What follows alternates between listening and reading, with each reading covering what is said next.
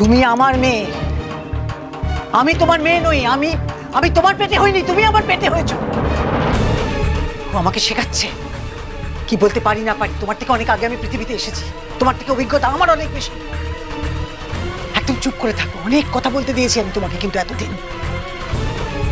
আশ্চর্য কথা, বিয়েওয়ালা মেয়ে নিজে বাপের বাড়িতে পড়ে আছে, নিজের দুঃখ নিজের কষ্ট সে সমস্ত মেটাবার চেষ্টা করো, নিজে কাজ করো, খাও। ভাইয়ের ঘাড়ে এভাবে পড়ে থেকো না, সবকিছু তো ভাইয়ের ঘাড়ে ঠেলে দিয়েছ। আশ্চর্য তো, সমস্ত দিক থেকে ভাইয়ের ঘাড়ে পড়েও থাকবে, আবার ভাইয়ের বিরুদ্ধেও যাবে কথায় কথায়, তাই না? দুটো একসাথে হয় না টলি। আচ্ছা, তুমি কি শুধু তোমার ছেলেকে হাতে রাখবার জন্য এই বিয়েতে রাজি হয়েছো? হাতে রাখার জন্য?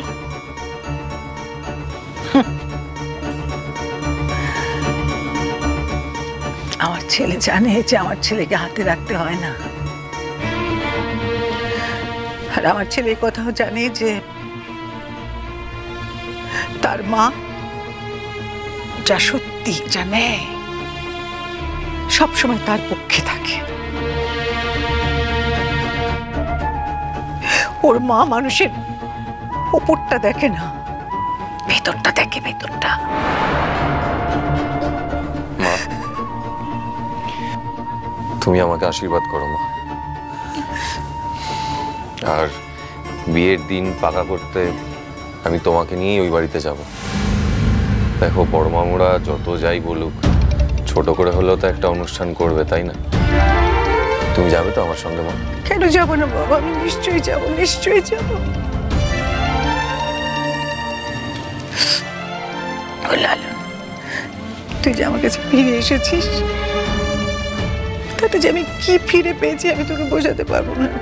তুই কিন্তু আমার চোখের আড়ালে যাবি না, আর আমার নজরে নজরে থাকবি, সবসময় দূরে যাবি না কোথাও। আমি আসছি আঙ্কেল। চড়ুই, এই বাড়িটা কিন্তু আমার, এখানে আসার অধিকার তোমার সবসময় থাকবে।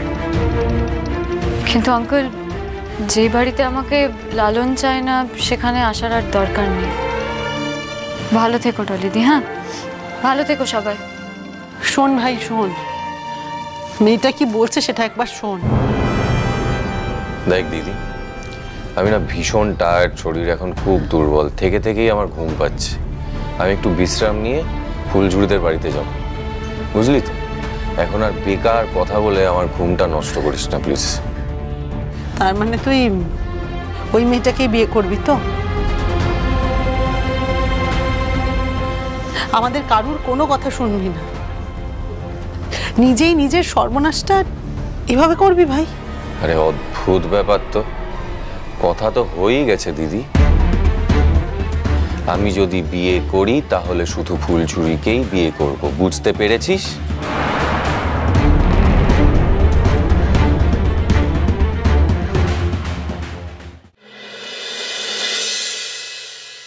দিদা। আরে লালন, আসবো বলছিস কেন রে? তোকে দেখার জন্য ছটফট করছি। আয় আয় আয়, বস। বলছি আমি একা আসিনি, আমার মা আসছে।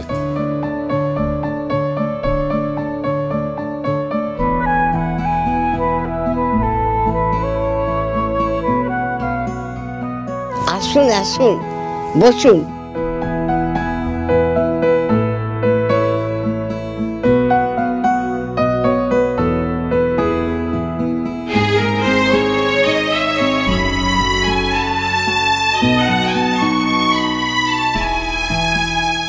আরে দিদি, লালন তুমিও বসো না, দাঁড়িয়ে আছো কেন? তুমি তো হসপিটাল থেকে সবে ফিরেছো, শরীর এখনো দুর্বল আছে, গিয়ে বসো। যাও। আমি এখন অনেকটা ঠিক আছি, চিন্তা করুন না, আমি এখানেই ঠিক আছি। আমি ফুলঝুরিকে ডেকে আনছি। ফুলঝুরি, ফুলঝুরি, দেখবি আর কে এসেছে? আয় আয়। হ্যাঁ বড় মামি, দেখ কে এসেছে। আরে কাকিমা এসেছো? অবাক হওয়ার কি আছে, বিয়ের দিনক্ষণ ঠিক করতে এসেছি, একা আসবো নাকি? দেখেছো? হ্যাঁ, আমি কি একবারও সেই কথা বলেছি বলো বড় মামি? এই শুধু শুধু ওকে এরকম লজ্জা দিচ্ছিস কেন? ফুলঝুরি, এখন তো তোমার দিদাই তোমার অভিভাবক, তাই তোমার দিদার কাছ থেকে আমি তোমাকে চেয়ে নিতে এসেছি মা।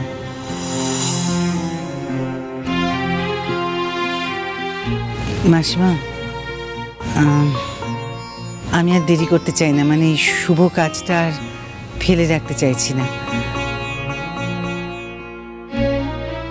তাছাড়া দেখুন, বাবার মন্দিরে গিয়েও যে সিঁদুর পড়েছে, সে সিঁদুর তো ওঠানো যায় না মাসিমা। হ্যাঁ, ওর এই সিঁদুর পরা নিয়ে তো বুঝতেই পারছেন, বাড়ির বাইরে এমনকি বাড়ির ভেতরে অনেক কথা হচ্ছে। যদিও সিঁদুরটা খুব হালকা করে পড়ছে, তাও বাবার থানে গিয়ে নিজের হাতে সিঁদুর পড়েছে। সেই সিঁদুর তো আর নিজের হাতে মুছে ফেলতে পারে না, তাই না? তাই এই শুভ কাজটা না খুব তাড়াতাড়ি হয়ে যাওয়া উচিত।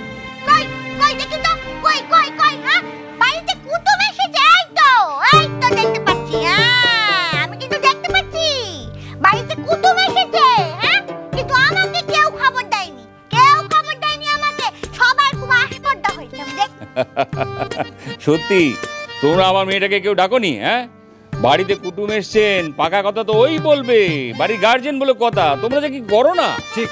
মিনি, এদিকে এসো, বসো বসো এখানে। বেশ, বসে বলো বলো বলো।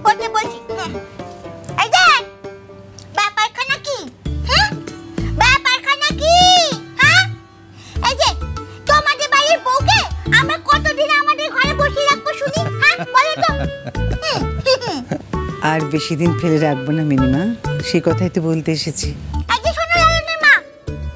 যেমন বউকে নিয়ে যাচ্ছ তেমন কিন্তু রোজ ফেরত দিয়ে যাবে, বুঝতে পেরেছো তো? এই সোনা দিদি,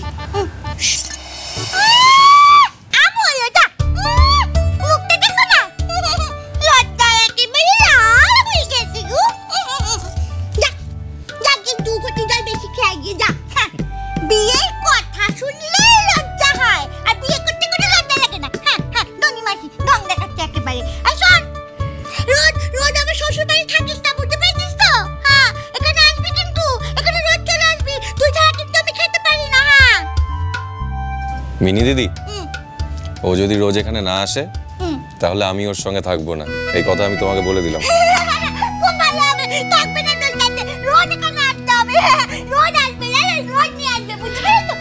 আচ্ছা মিনি, এবার চুপ করো, অনেক কথা বলেছো, তুমি ছোটনের পাশে গিয়ে বসে পড়ো, যাও তো।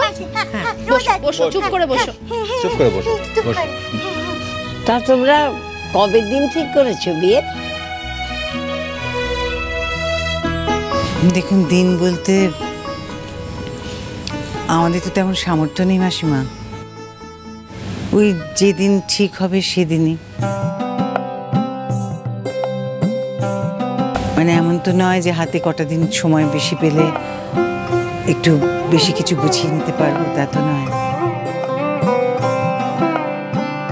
ও আজ দিলেও যা, 1 মাস পরে দিলেও তাই। এবার আপনারাই বলুন না, আপনাদের কবে সুবিধে অসুবিধে? আমাদের কিন্তু সব দিনই সুবিধে। এই মাস তো প্রায় শেষ হতেই চললো, সামনের মাসের প্রথম সপ্তাহে একটা ভালো দিন আছে। আমরা বিয়ের দিনগুলো একটু দেখে রাখছিলাম, আমার মনে হয় যে সেই দিনটাই ঠিক হবে, তাই না জেঠুমণি? তোমরা যেরকম বলো, ওই তানের সঙ্গেও একবার একটু আলোচনা করে নিতে হবে।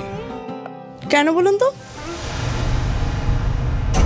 লালন ফুলঝুরির বিয়ের বিষয়ে তানের সঙ্গে কেন আলোচনা করতে হবে? তান কি করবে? নাকি আপনারা ভাবছেন যে তান টাকা পয়সা দিয়ে এই বিয়েটায় আপনাদেরকে সাহায্য করবে?